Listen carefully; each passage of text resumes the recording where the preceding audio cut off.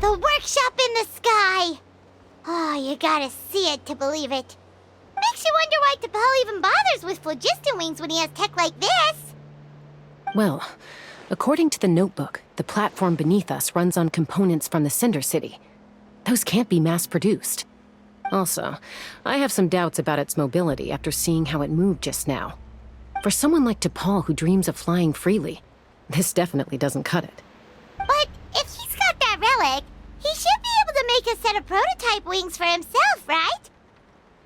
Why bother making a whole flying workshop so he can mass-produce them? But this doesn't add up. If he's already achieved the power of flight, then he must have bigger dreams we don't know about. But what? With any luck, we'll find the answers in his workshop.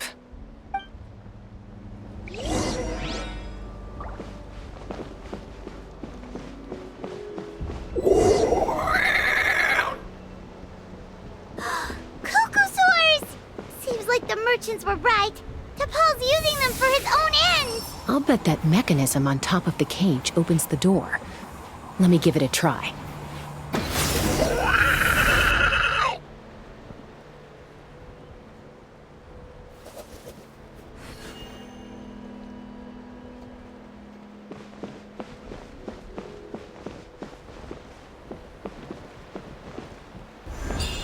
Let's fly!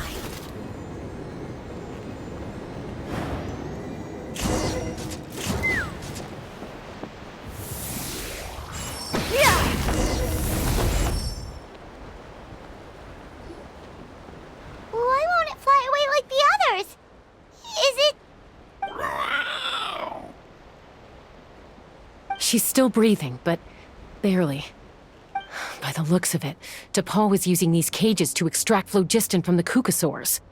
Once a cuckosaur is drained of phlogiston, it becomes too weak to move. We'll have to come back for these ones after dealing with T'Pol.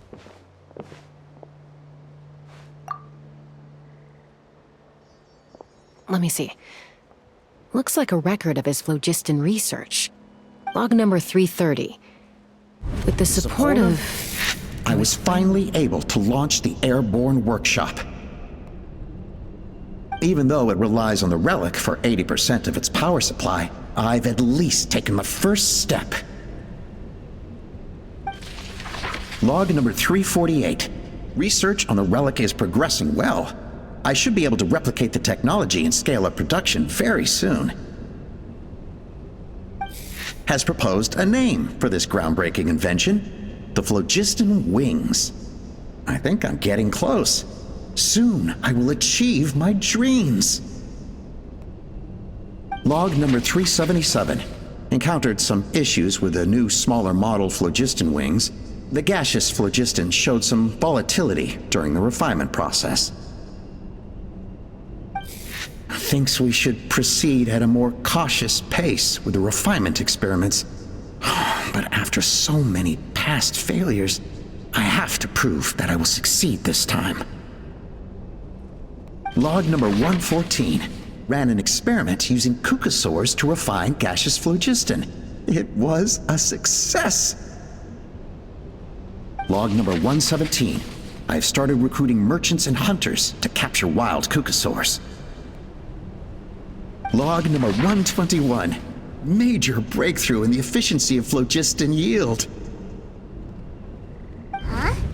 So many parts have been crossed out! Yeah, probably the contact he alluded to in his other notebook. Guess he has a benefactor. Did anyone else notice how the numbering system in this notebook suddenly changed halfway through? We haven't got time for textual analysis, I'm afraid. Grab the notebook and let's press on.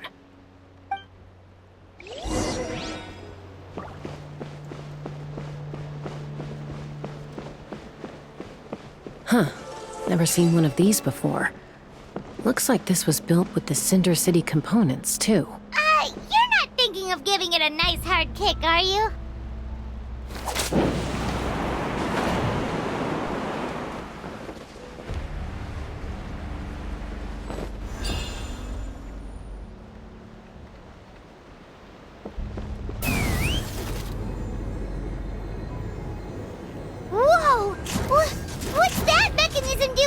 That's asking for a nice hard kick where it hurts. Aim for the weak spot.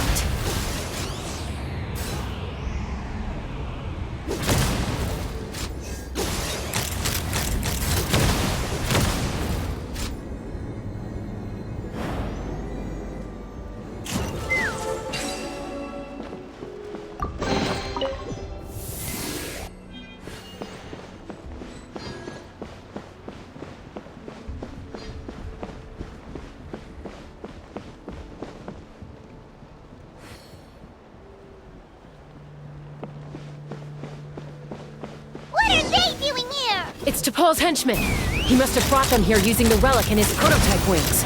Watch out!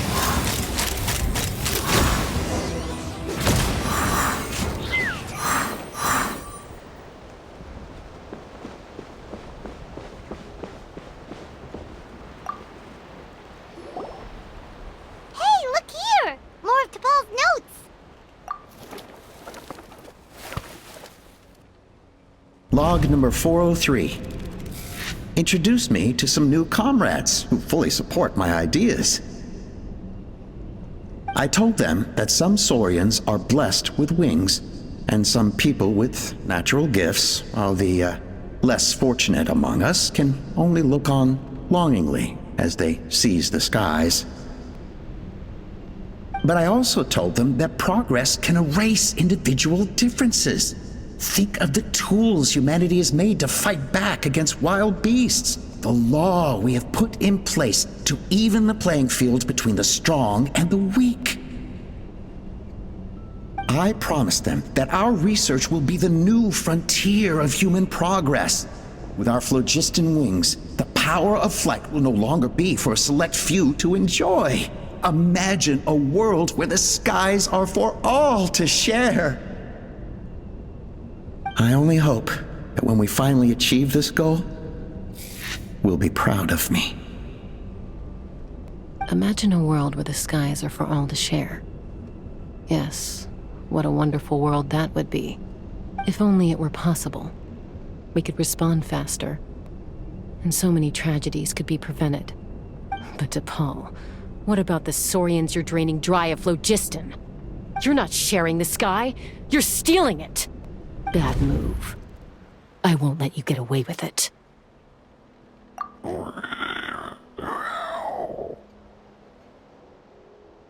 I'm fine. Let's keep moving. I don't think we'll find anything else here.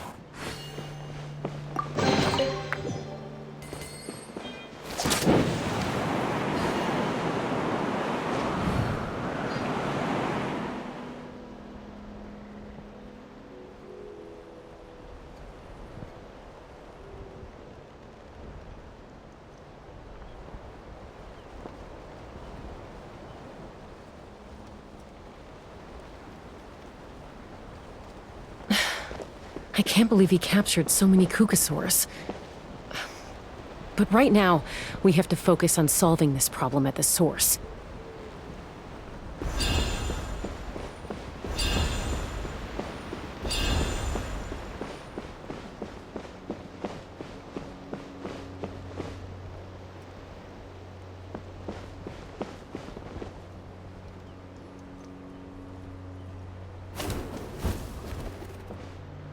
Looks like we've reached the center of the workshop.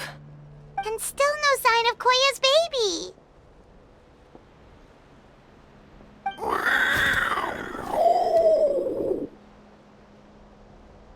Let's search this area for now.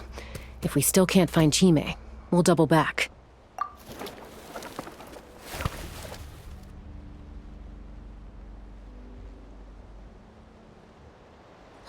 Chaska, Traveler, come quick!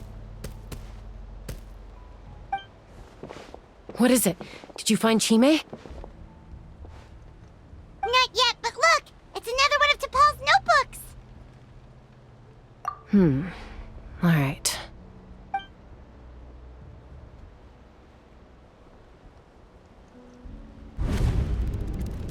Log number 428. We decided to restart the experiments on phlogiston refinement, but without telling. This is the final obstacle to the success of the Phlogiston Wings project. We cannot fall at the last hurdle. Log number 436. Earlier today.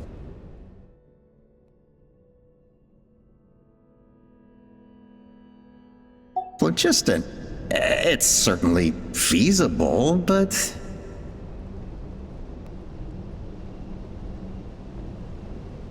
Anyway, as long as our secret experiment succeeds, I'm sure won't bring it up again. Log number 443. We will conduct the experiment tomorrow. But birthday is coming up, so hopefully we'll have a birthday surprise for her. Log number 444.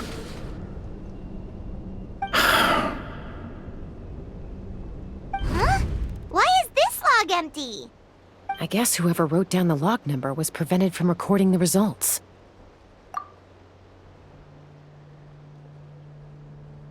Log number 0.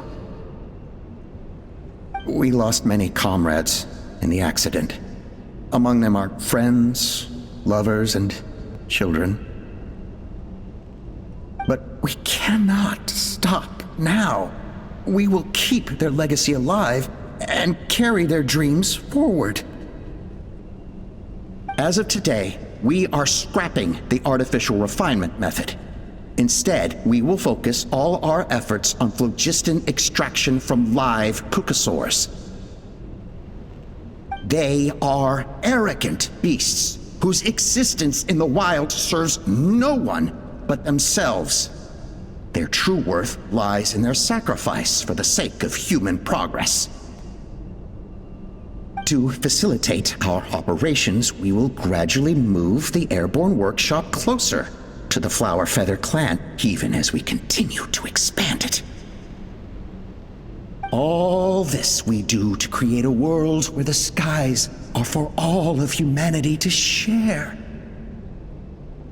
All this we do to make T'Pol's dream a reality. Given the way this is written, not to mention the fact that the numbering has started over from 0, it kinda sounds like this is someone new. Does that mean that T'Pol's already... There's also a letter tucked in the end of the notebook. It's from Puma.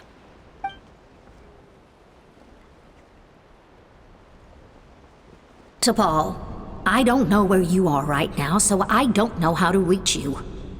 My best bet is to send this letter to the Flower Feather clan. Your father is gravely ill. Oh, I know we've had our differences in the past, but he is still your father.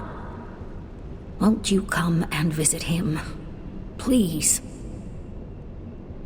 I know you never liked him and cared even less for me. All you ever yearned for is the sky. And your birth mother. But we'll still be waiting here for you if you do come back. This may be the last chance you'll get to see your father. So Puma's not T'Pol's real mom? Huh. Well, she did say he never called her mom, but I'm gonna assume she was just venting. We know that T'Pol's father passed away quite recently, and this letter looks recent. By contrast, the writing in this notebook is old and faded. It looks like the real reason T'Pol didn't attend his father's funeral is because he'd long since passed away himself. If we ask ourselves why this letter was sent to the Flowerfeather clan, why T'Pol always yearned for the sky, and how he got his hands on a relic from the Cinder City, it all points to one answer. That's right. T'Pol was my child. He was born during my days as a wingless wanderer. His birth gave me new hope. I wanted to become the kind of mother who spent her days as a valiant rider, soaring the skies. Not an aimless, wingless nobody. But his father wanted to settle down, to give his child a safe, sheltered life in his tribe. We fought about it constantly, until the love we once had for each other was gone. He started a new family, with another traveler who was also looking to return home. And I went back to the Flowerfeather clan, alone. Opa? I had no idea that despite being raised among the children of echoes, my child still harbored dreams of the skies. Can you imagine, Chaska? The joy and surprise I felt when he showed up at my door, asking to join the flying trials. Or how proud I was when he said he wanted to prove his own worth, rather than relying on my position as elder. And then the anguish that overcame me when he was rejected by the Kukusaurs and became wingless, just as I had after my injury. You've got a lot of nerve showing your face here. Don't take this the wrong way, Chaska. I'm not here for a fight. I just want to talk. Isn't that your preferred way to resolve things? I trust you've learned of T'Pol's wish on your way here. A world where the skies are for all of humanity to share. If only his dream can be realized, no one will ever have to lose their wings again. Our aerial prowess will be greater than ever before.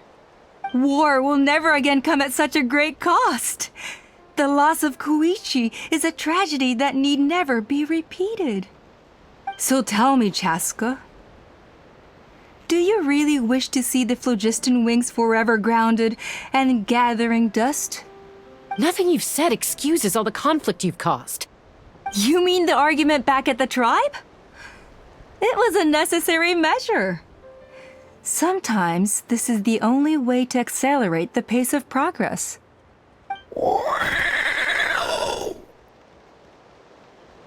Is a mother harming her children when she coaxes them into swallowing a bitter pill? Of course not.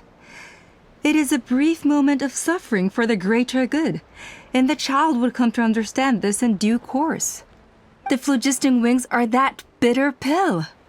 We will never progress as a tribe if we cling to the scraps the Kukusaurs offer us. Once the people have embraced the phlogiston wings, they will never look back. Even if they learn how the refined phlogiston is sourced. They will convince themselves that the sacrifice of a few Kukusaurs is a small price to pay for our dominion over the skies. But this I had not anticipated.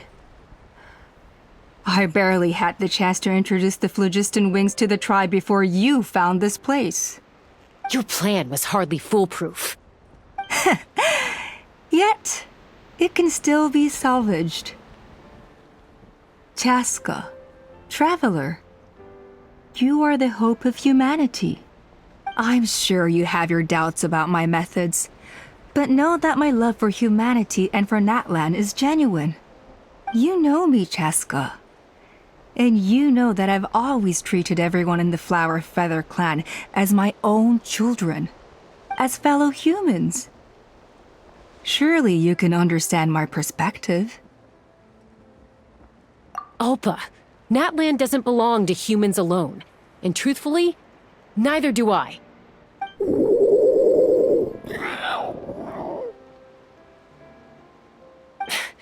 How many times has the Abyss invaded Natlan now? And yet despite how much stronger it is than us, Natlan still stands as a nation of humans and saurians.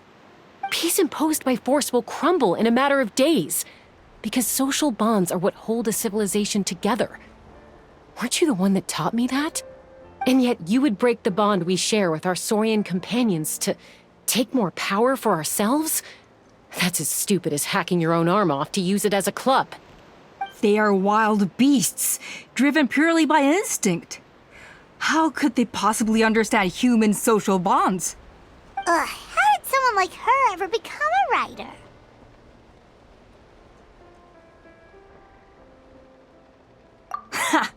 You overestimate them.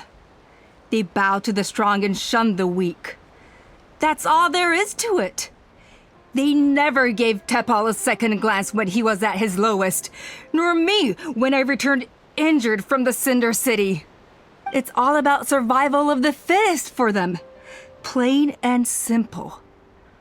They obeyed me once I proved myself stronger than them, but the moment it serves them better, they'll abandon me in a heartbeat.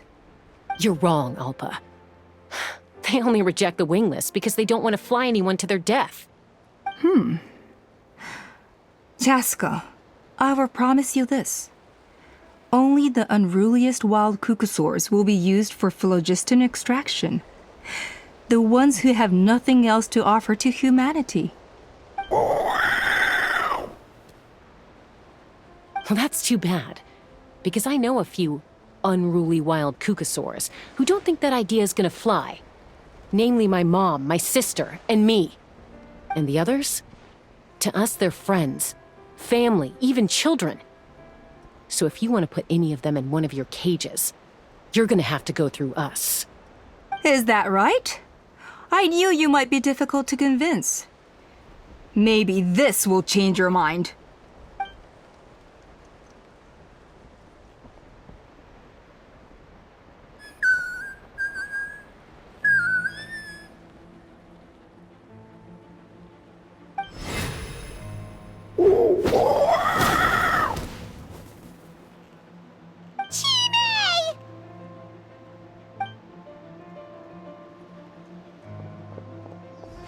Alpa!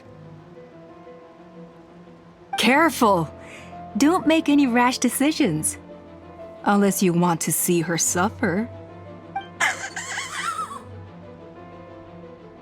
Oh no, that's one of the extraction cages! I told my subordinates to take control of the tribe while I was away. Luckily for them, our strongest warrior and our most powerful ally aren't there to stop it. Take control? What are you planning to do with Mutota and his supporters? Merely accelerate their inevitable downfall. They cannot stand in the way of progress forever. It is not the move I wish to make, but I'm afraid you and your friends force my hand. And since you insist on imposing me too, I have no choice but to keep you here until the dust has settled. So that's what you meant by I just want to talk. You never intended to negotiate. You just wanted to stall us. No, Chaska. I genuinely hoped I could win you over. You are the strongest warriors we have. Put down your weapons, and I promise you that no harm will come to this young Saurian. I just need you to stay here for the next couple of weeks or so, while my people consolidate their power. Then, I will give her back to you, and you'll be free to leave. As long as the majority supports our vision, even the Pyro Archon cannot meddle in our internal affairs. Your vision is deranged, and the Flower Feather Clan will never support it. You sure about that? Then wait here and see. Time will tell. What do we do? Even if the whole tribe fights back, Mutota's in grave danger! Stop delaying the inevitable! Drop your weapons and get into the cages, now! She's still holding Chime hostage. Is there really no other way?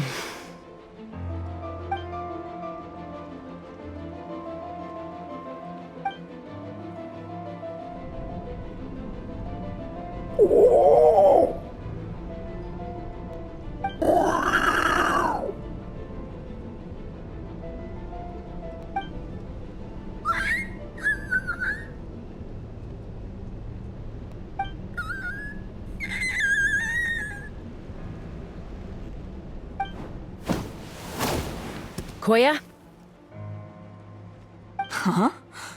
What are you yapping about? Stand down. Drop your weapons, now! This instant!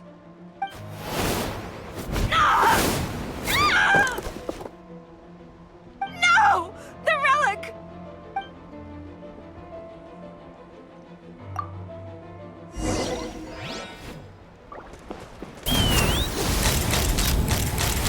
Give up, Alpa. We're negotiating my way now, and this ain't your strong suit. Shut up. Just shut... Hey, something's up with this relic!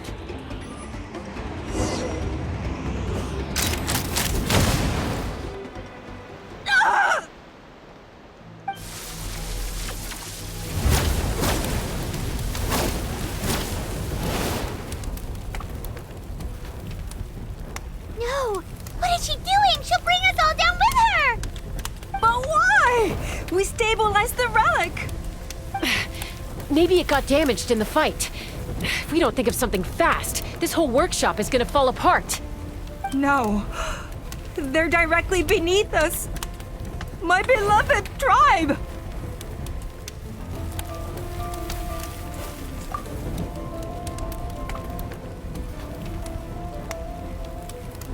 Okay,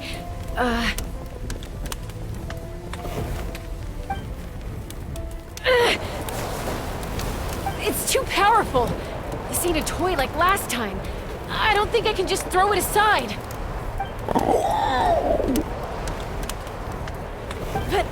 But we need to get it far away before it explodes.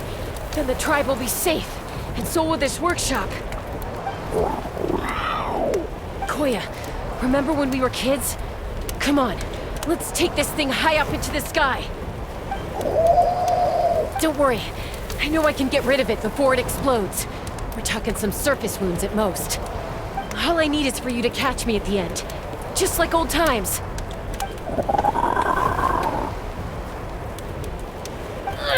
I can't hold it back anymore. We have to go. Don't be insane! Alpa, what are you? You're a fool, Chaska! Why would you choose such a risky solution? We cannot entrust the safety of our tribe to this wild Saurian! I'm the fool. You really think you can stand a better chance than me? Sure, it may be asking too much for an ex-wingless to escape the blast radius in time. But I can fly it a safe distance away, even if it's the last thing I do.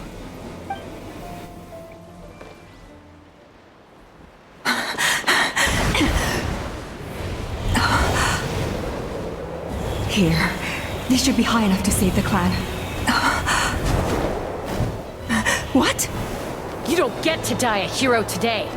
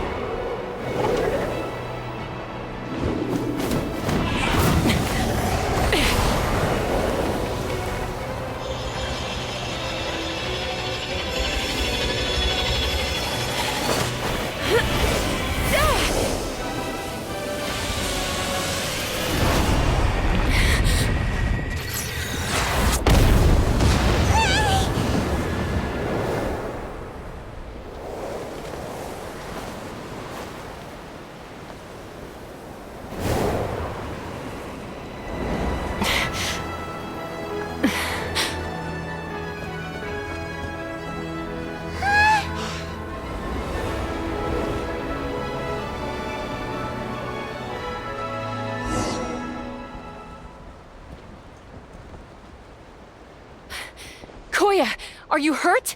Let me take a look at you. What do you mean, I'm fine?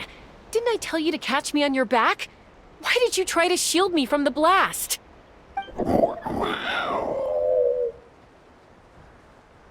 Accident? Yeah, right. Seriously, you're as stubborn as ever. Chaska, Koya! How are things looking here?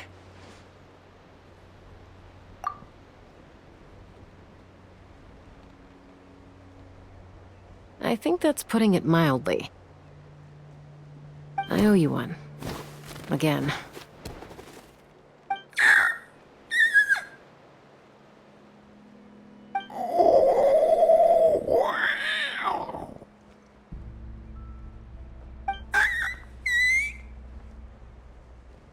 Oh, but be honest. Do you still think Kukasaurs can't form bonds? Mom, I'll figure out the refinement problem. I'll find a way. You don't need to worry about it. I just need some more time. That's all I ask. Please just trust me. Just this once.